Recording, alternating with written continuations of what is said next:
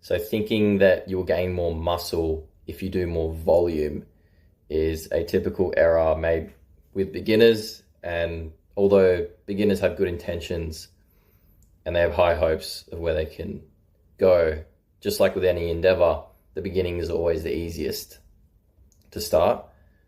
And you don't know of the problems that can occur, and yet your expectation of what can really be accomplished in doing the endeavor is usually off by quite a lot. So adding more sets that you need or than you need is a big problem, and it just leads to excess volume that doesn't actually get you more muscle growth once you've hit your monthly limit, let's say a cap of volume, especially as a beginner. You can't rush the process unless you're on steroids or you're very genetically gifted. This is because your body can only adapt to a certain amount of stimulus. Doing more sets as a beginner will just put you at more risk of overuse injuries and being really sore the next day, so you don't want to train again. And therefore, if you can't train again, you kind of burn out and you're not consistent with your training. And the number one pillar of training is adherence or consistency. Just like with anything that you want to do in life, being consistent is the most important aspect. And if you can't be consistent with your training and you're stopping and starting, well, then you're not going to get any results. Doesn't matter how good of a program you follow or how good your nutrition is. So if you think about it, most beginners want to go really hard when they start, but how many of those actually stick around for a full year? In my experience, I would say not a lot of people who start the gym actually are there the following year. A lot of them stop because they have an all or nothing mentality that leads to this burnout and leads to unnecessary injuries for no more gains than they're already going to get anyway. Because once you've put enough stimulus onto your muscle to grow, you're sleeping enough, your stress is low, you're eating enough nutrition or calories, protein, that's all set, then you're kind of at a cap of how much you can actually gain as a beginner. And doing more volume than what you need to adapt is not going to bring you any more gains any faster. Just like if you did 3 sets on 1 week and you decide the next week to go to 6, that's not going to bring you 3 times the amount of muscle gain. It's just not how the body works. There's a limit to how much you can gain. And that's why I believe there's no point smashing yourself, especially as a beginner. I believe in easing into training with lower sets than you would think you would do, and actually making training relatively easy in the beginning to learn the movement and adapt and then add from there. Whereas if you start at a really high volume, you'll just see a lot of people burn out and they don't continue. So how much should a beginner really be gaining in muscle mass per month? So there's a few resources you can read. Most of them will say 1 to 2%, with 2% being the very upper limit for how much you can gain in body weight per month if you're a novice or a complete beginner. And as you get more out of the beginner training phase, you need to increase the volume to elicit a response to get more muscle mass as you adapt to that training stimulus. This then drops your rate of muscle gain per month to, could be 0.5% per month or 1%, or if you're very advanced, it's like 0.2% per month. This is the law of diminishing returns. So as you progress, you can handle more volume because you've adapted to that stress. As a beginner, these are your best months or year because you can get the most muscle mass with the least amount of effort and stimulus.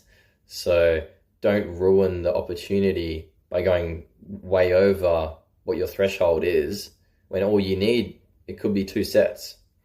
Could even be 1 set pushed to, maybe not even close to failure, but maybe 2 or 3 reps to failure. If you're very new, that could literally be all you need when you start.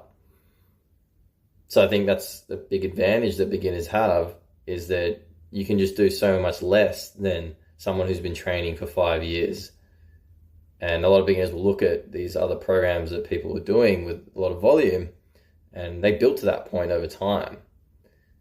If you're already doing 5, 10 sets a session, and you're doing like 20 sets a week, you're just going to burn out as a beginner, and you're going to ruin your ability to build up to that point, and you're missing out on all your easy gains. Like, you don't need to make this harder than it needs to be and spend more time in the gym that you don't need to get really no extra gain or result. You're really just in there for no reason at that point. So in my experience, I would suggest starting with 1 to 3 sessions per week by training each muscle group 1 to 2 times per week, probably about 1 to even 3 sets. And I would start on the lower end. So I would train, let's say, a pushing horizontal push. Muscle group is chest, triceps, could be the front delt. So you're hitting that. Maybe you start with once a week, and that's a compound movement, the bench press. And maybe you start with 1 set, go to 2 sets the next week, see how you fare.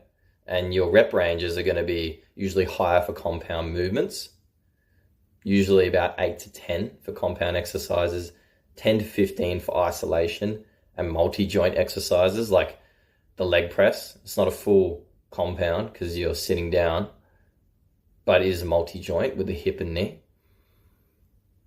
And that's what I would start. I would start low and build it up over time and ease into it, because that's a big mistake that everyone makes. So start light. Each set should be relatively easy to complete with good form or good range of motion.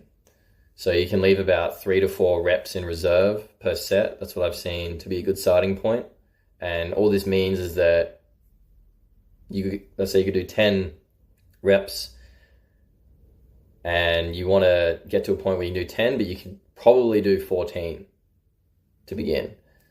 And that's the point where either your range of motion has to like decrease and you start maybe like using a bit of like leverage with your body in the bench press, for example. Your butt starts coming off the seat. Then you know your form's starting to break down, the weight's getting a little too heavy, you probably stop at 4 reps in reserve. And that is high, but that's why I'd recommend you start. Why do I recommend starting like this? This is because, again, you're going to reduce injury risk and you're going to reduce this burnout, being really sore, that you're not going to want to train again. And you're also going to develop motor pattern, like movement, understanding the movement, learning the skill of lifting, because lifting weights is a skill. You can lift lighter weights for a lot of reps. You still have to learn the movement. And the best way to learn it is with lighter loads that you can complete the full range of motion, learn the movement, develop tendon capacity. So developing your tendon strength too is important for the future, and building a solid base for when you start to increase volume, start to increase intensity to elicit more adaptation if that's what you're after. So for another take, the American College of Sports Medicine position stand, they recommend about 1 to 3 sets per exercise for novices, 8 to 12 reps with a moderate load, 70 to 85%, which is in that 3 to 4 reps in reserve range. Because you probably don't know what your 1 rep max is as a novice because you haven't done this. So I would just go off reps in reserve. So the main goal of training is to stimulate the body to adapt and grow muscle, because that's the goal here. Obviously, there are other things happening, but as such, beginners need stimulus. Therefore, they do not really benefit from exceeding that amount of stimulus with higher volumes. So a recent study tested the German effects of volume training and provides further insight on this topic. So the researchers compared 2 groups, of which one performed 31 sets per training session and the other performed 21 sets per training session. After 6 weeks of resistance training, they found that it actually favored the lower volume group, the 21 set group. So it kind of suggests that volume should only be increased only up to a certain point, and then you're not going to get much more for going over a certain set threshold. However, this was only a 6-week study. I'll put a few links in the description with the studies so you can go have a look yourself, but I'd say don't worry about it too much.